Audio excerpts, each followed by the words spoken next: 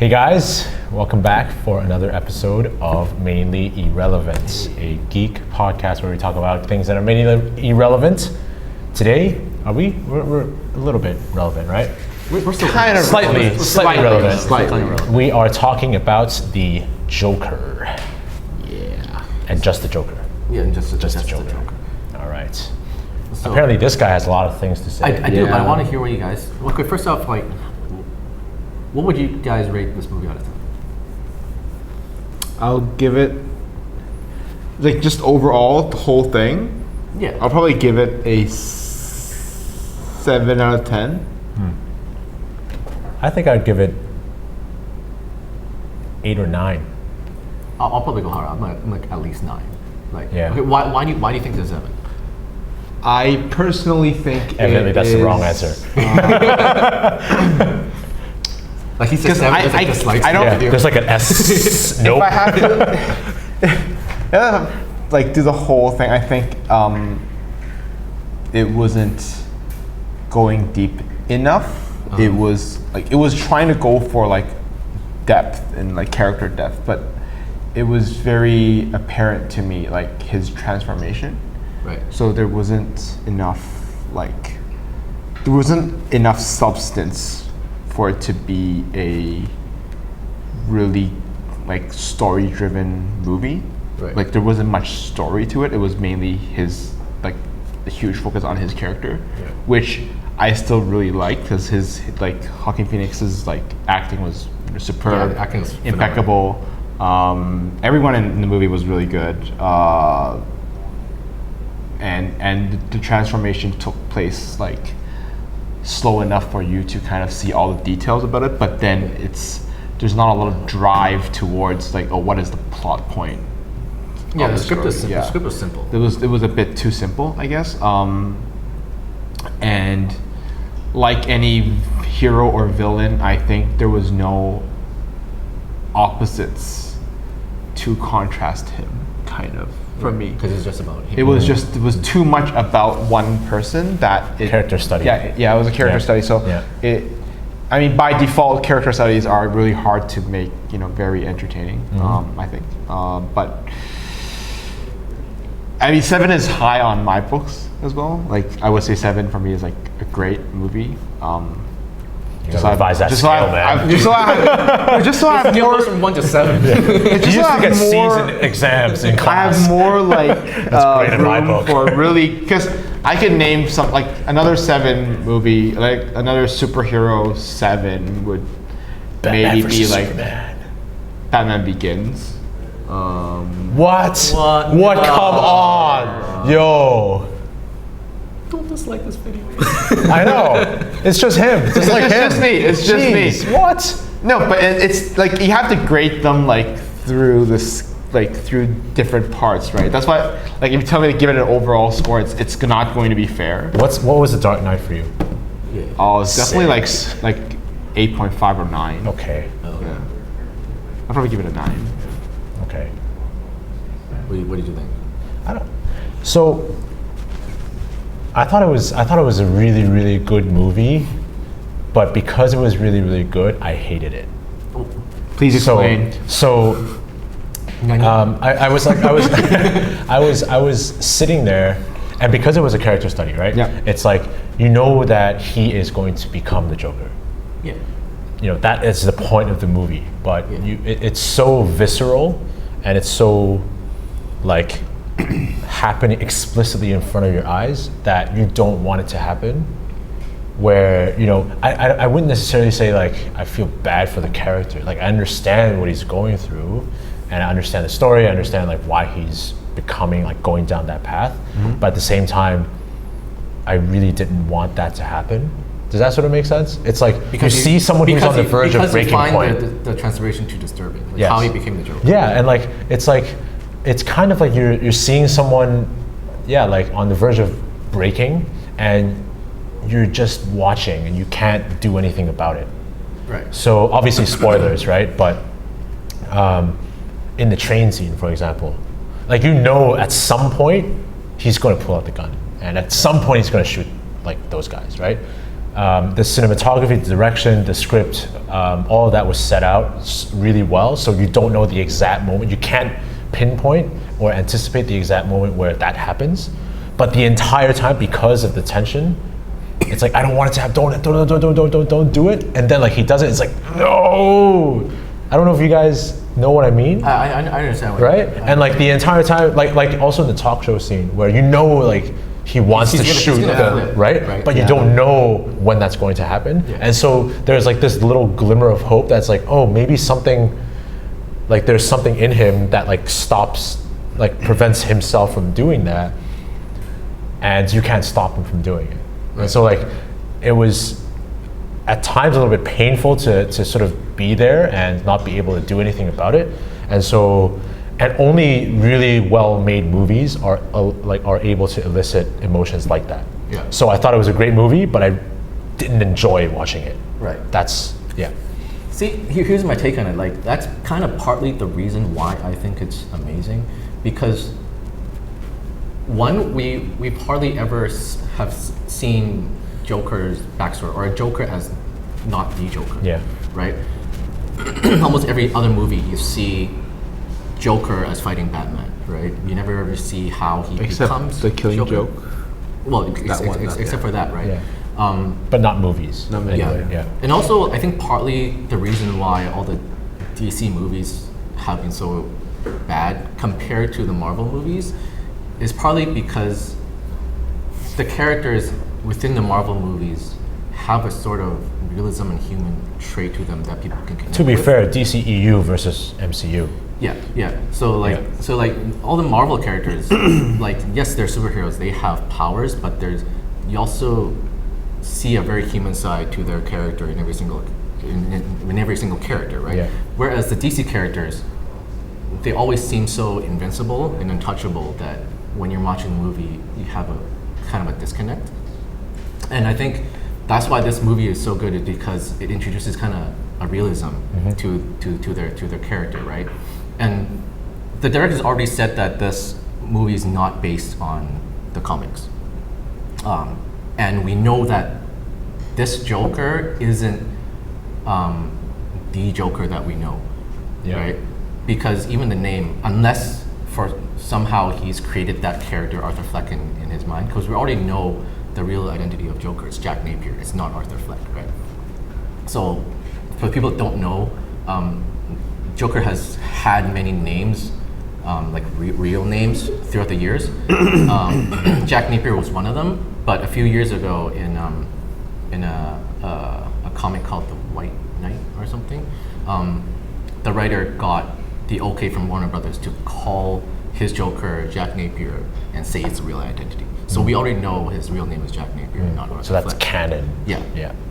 So the fact that this Joker might not be the Joker that we know, has a different backstory and everything, it gives, rather than just seeing this as a Joker movie, it gives the possibility of them creating a Batman that's not based on the original story. Yeah. Right? So I wonder if that's what they're going to do with the Matt Reeves yeah, version. so like, this is why I think this movie is so amazing, because it gives them another like path for their movies, rather than just going with the normal Batman in a suit fighting Joker kind of theme. Yeah. Like this is why I think like it's just the possibilities of this movie. Well, bringing up this point, right? It reminds me of what Christopher Nolan did at the end of The Dark Knight Rises, where like Bruce Wayne flies off, but the Batman identity still exists, right? So it's the idea that, I mean, even Batman said it himself, like having like the mask is to protect the ones that are around you. Obviously, that's a little bit different for the Joker, but it is about hiding that identity and creating like a presence that is beyond just Bruce Wayne or Jack Napier, and creating an identity that other people can also be them and do the same things. I wonder if they're planning to have like the Robert Pattinson, like Matt Reeves version of Batman to tie in a little bit with this interpretation of Joker. I don't know if they're planning to. I hope it's like that, right? With the sort of the Wayne parents, the Wayne couple, like that kind of Yeah. backstory, that was also pretty interesting. Like Yeah. in that movie too, I wasn't expecting that. Yeah. Yeah. I mean, like in like if you see in the Marvel movies, all the characters throughout the years they've kind of evolved, like they've changed, right? But like if you think back, none of the DC movies, like all the Batmans are technically the same. Yeah. Like as a story, he's in a suit, he's fighting the bad guy. Yeah. Like he's never actually evolved into a different kind of character. And like there's a Marvel comic that I really like from a long time called 1602, which puts all of the Marvel like X-Men and all the characters in characters from the Elizabethan era. So like what if they had powers back then, and then Queen Elizabeth deemed all those people with powers as being witches. So it's kind of like a witch hunt, and they don't have like all of the superpowers. Like it's kind of like a dimmed out version. It's like a more realistic version. And like I thought that comic was amazing because it gives like a really realistic take on people with powers, right? So this is kind of like a similar path of where they're going with. Like they're trying to bring that superhero power back down. I mean, that's kind of why the Dark Knight trilogy was popular with a lot of people. Yeah. Because like the previous Batman series were so over the top. And it's like so obviously fictional. Yeah. Right? Yeah. But the Dark Knight trilogy was not. Yeah. And they failed badly at like what Zack Snyder wanted to do is like make it dark and gritty, but like it's a weird mix. MCU did a really good job with that. Yeah. I thought at the beginning, that's why like we talked about this a lot. When the Avengers started going to outer space and stuff, like that kind of like I started getting a little bit jaded. Yeah. I was really into like the first Iron Man, obviously Cap 2. Those were like in the real world, and I felt like the Joker like brings that back a little bit. And yeah. I really hated when they brought in Captain Marvel because like, she's gonna beat everything. She's invisible. She's gonna beat everybody. Right? I feel like I mean, well, this video is not to talk about Captain Marvel, but like she is like a plot device to beat Thanos. Yeah, exactly. You need like a godlike figure to beat like another godlike figure, right? It's like when you see that character, like the end, like the actual end game, like what's gonna happen. Yeah. Like, and that's the issue with Superman. Exactly. Yeah. Is I love the Superman character, but if you just dump him into like the DCEU like the context, he's just gonna beat him. Exactly. Like you can't beat him. And so this was really good. Yeah. So. Yeah, I think so too. Like I think I agree with most of what you guys say. Like the character needs to have depth, and the character needs to have a very human side to them. Like Man of Steel was, I guess it was okay, but then everything that came after Man of Steel, was just like Superman is invincible. He's super powerful. Like there is just no like weakness to him. Yeah. And like even when Batman built his armor with everything, with the spear, with the kryptonite spear, he still like couldn't really win. Although he almost killed him, but then it's like the invisibility part makes him a bad guy. Yeah, which is like that is a weird take. Yeah. But then for the Joker, I think it had way too much of that, which I also have like a theory for, which I think that way too much of the real stuff. The real stuff, right? He's way too real to be a supervillain. Yeah. Hence, I think how they were going to portray him like.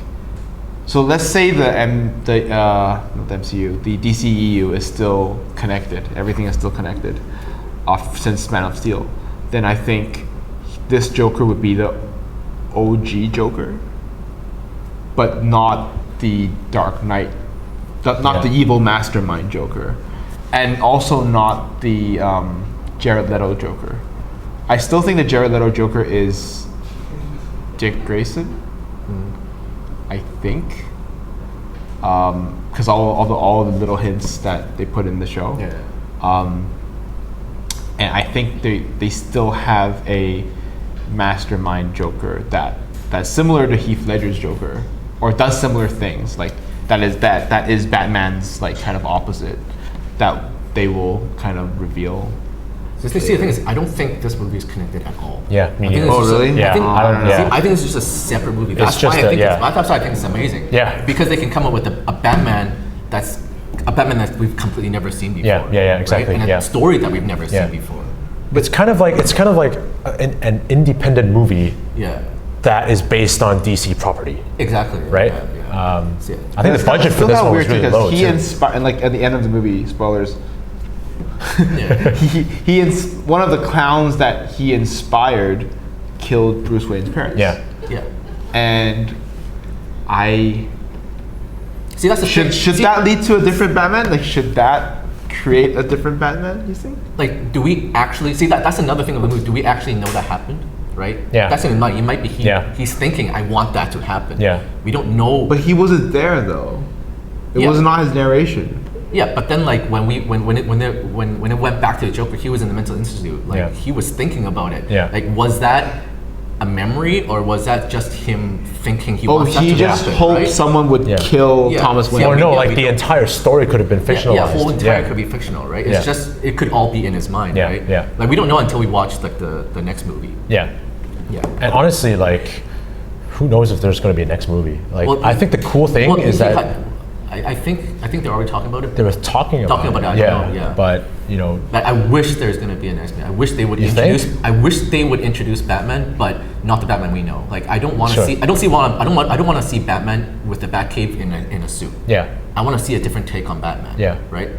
yeah, And the fact or that maybe just Bruce Wayne, or just like Bruce- no yeah, Batman, or just you know, no yeah, Batman, yeah, right? yeah, yeah. And especially since this movie came out, he's like the anti-hero. You're kind of seeing him as a protagonist. Yeah. Like I want to see Batman losing. Like Yeah. I don't want to see just Batman winning Yeah. every single fight. I think going back to what Jeremy was saying, like with a lot of the different Jokers, what was really different for like with this one is it breaks down how normally invincible the Joker is, yeah. because Heath Ledger, Jared Leto, obviously that was a weird take. But like Jack Nicholson, all those guys, like you see, like with Jack Nicholson, you see the origin story, but you don't know like who he is, and like you don't know, it's not as human. So you always know of the Joker as this invincible foe. Yeah. You always think of him as like he is the arch enemy of Batman. Yeah. But here it's like he is no one. Yeah. He is just a regular dude. Yeah. And somehow he becomes this like very real. I feel like it's not a supervillain. It's just like a villain. He's an anti-hero. He's not like a yeah, supervillain. yeah. So that was that's just interesting. And you were kind of rooting for him. Yeah, you kind of rooted for him. because Yeah.